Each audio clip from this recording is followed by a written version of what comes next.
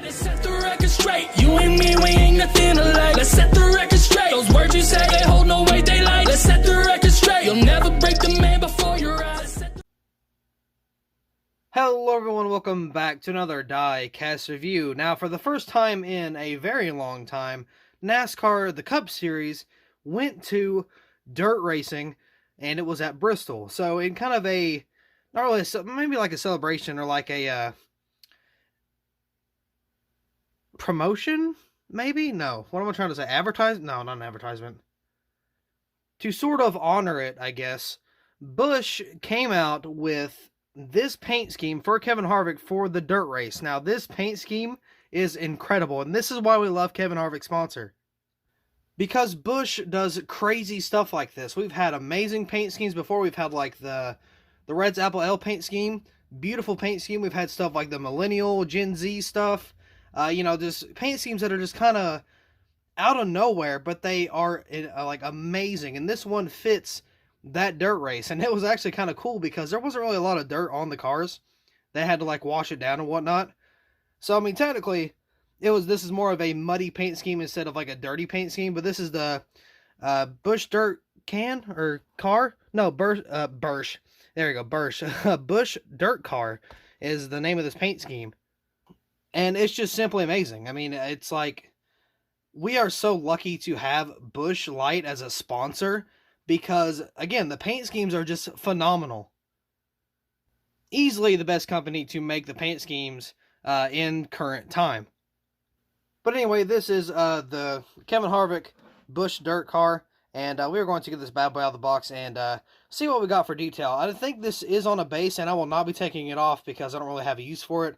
I'm not doing stop motions with this era diecast, primarily because I do not have a table to do it with. I still got the tracks, I just don't have the table, so I have to wait until we get that table installed, which will be a while, and I'm assuming it'll be a little after the 2021 diecast come out, so we might have to do it in 2023 instead of 2022. I don't know for sure.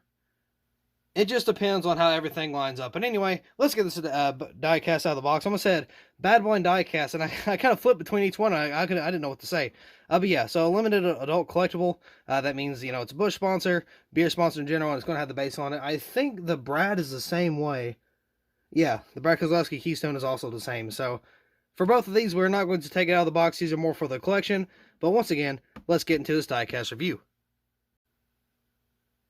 So here's the diecast out of the box, and once again, just a incredible paint scheme. We got the just dirt all the way around the car, or the mud, whatever you want to call it. I mean, it's a dirt car, so we're just going to call it dirt, but it's a lot heavier, it looks more like mud. So yeah, pretty awesome little paint scheme here. Again, we're not going to take it off the base because we don't have use for it, so it's more of a collector's point for right now. So we got the Busch Light hashtag dirt car right here on the hood. Of course, you can see all the dirt and stuff on here, and we're going to talk about that front end for a minute. Oh, that's kind of off the base. Is that just...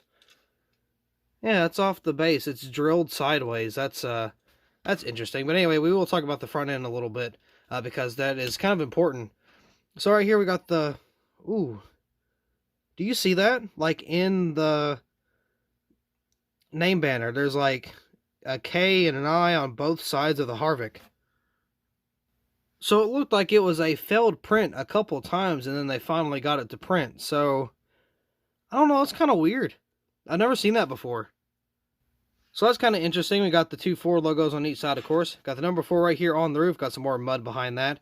I don't know how I feel about the mud outline, or like the brown outline for the 4 with mud being behind that. I'm not really a big fan of that. I mean, it's not a big deal, but I don't know. It's just, it kind of blends in with the background, and I'm not really a huge fan of the number outlining blending in with the background. I mean, it doesn't look bad. And also, I kind of see... Yeah, I'm right. So right here on this roof rail right here, there's a whole bunch of chips. And I mean a lot of chips. That's not the paint. Like, that's not splattered on there like it's supposed to. That is actual paint chips as far as I can tell. But it's weird because it matches. So I don't really know how I feel about that. So yeah, poor quality for Lionel. But at the same time, in this scenario, it works. It actually matches, which is, again, kind of weird. Mobile 1, a big old Mobile 1 behind there, and it's a little close to the name banner, the window back here. It should be pushed up a little bit. I'm not a fan of how far back it is, but I mean, I'm not going to gripe about it. So here, got Harvick right here on the back, or on the window there, rear windshield.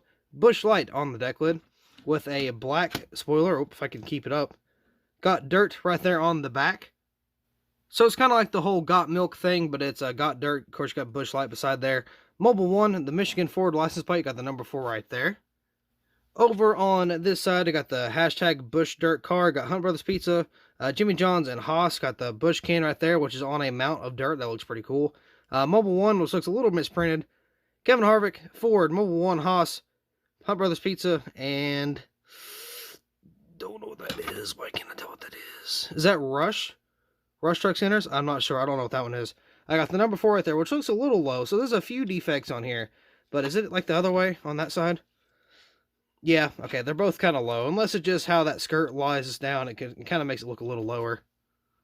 Because it's just kind of setting right on that skirt. So it looks like it's on the ground when it's really not. So it might be in the center of the door. But the way that skirt is just doesn't really make it look like it. So we got the NASCAR race car, NASCAR Cup Series. Got the yellow Goodyear right here with the Goodyear tires, of course, still on the base. Over here, we got the front end.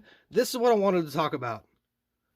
So on the dirt cars, in order to kind of keep the cars like, how do I say it? It's not, I don't know, some type of way to prevent getting a whole bunch of dirt and mud and stuff into the grill area or something like that. So what they did is they kind of extended this little thing right here. I think they called it a diaper. Like they put like a front end diaper on there. And then instead of the Mustang being in the middle, they put the Mustangs to both sides.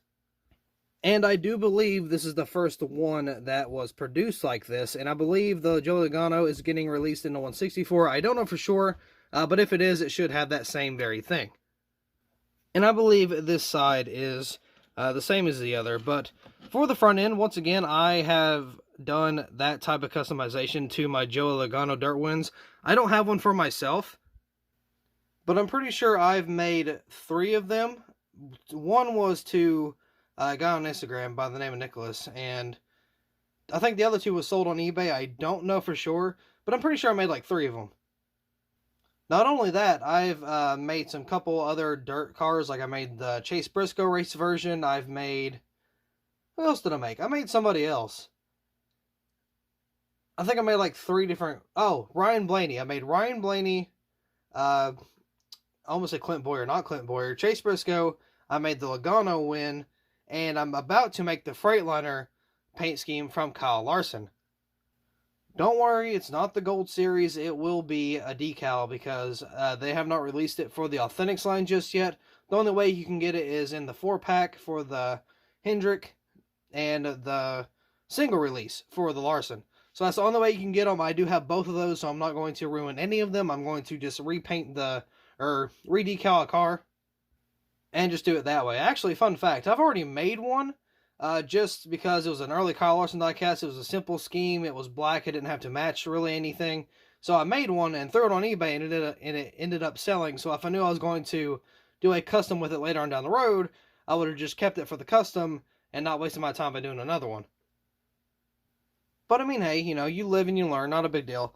So yeah, once again, this is the dirt car. Now, I believe that's going to be all for the diecast review. I don't think I have any sort of announcements or anything. I don't think anything is coming up, other than a bunch of customs that I'm making, which I'm not going to sit here and talk to you about the, 85 customs. I mean, there's not really that many, but I could sit here and probably talk about, around 20 minutes about what projects I got coming up and what I've already made. So you guys don't want to hear that. You just want to see the diecast review. So with that being said, I do believe that'll be all for this diecast review. So thank you all so much for watching. I hope you all enjoyed, and I will see you in the next video.